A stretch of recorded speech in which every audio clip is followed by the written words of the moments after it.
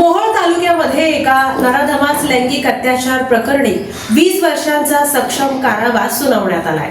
मोहोळ तालुक्यातील अल्पवयीन मुलीवर लैंगिक अत्याचार केल्याप्रकरणी आरोपीस 20 वर्ष सश्रम कारावास आणि 10,000 रुपयांचा दंड अशी शिक्षा सुनावण्यात आली आहे। हा निकाल जिल्हा व सत्र न्यायाधीश सोलापूर येथील विशेष न्यायालयाचे न्यायाधीश DN सुरवसे यांनी दिला।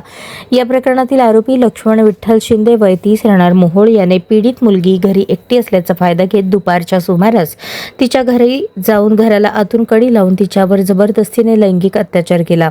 ही घटना कोणास सांगितल्यास जीवे ठार मारण्याची धमकी दिली। धमकीपुढे पीडितेने सुरुवातीला ही बाब कोणास सांगितली नाही।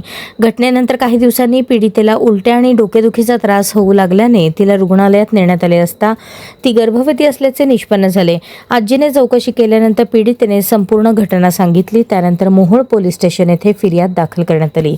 तपास अधिकारी API राठोड यांनी सखोल तपास करून न्यायालयात दोषारोप पत्र दाखल केले। विशेष न्यायालयातील सुनावणी दरम्यान पीडिता, तिची आजी, वैद्यकीय अधिकाऱ्यांच्या साक्षी महत्त्वाच्या ठरल्या। तसेच पीडिता, तिच्या गर्भाचा आणि आरोपीचा DNA अहवाल जुळल्याने गुन्हा सिद्ध झाला। सरकार पक्षातर्फे ॲडव्होकेट शीतल डोके, ॲडव्होकेट PS जन्नू यांनी प्रभावी युक्तिवाद केला।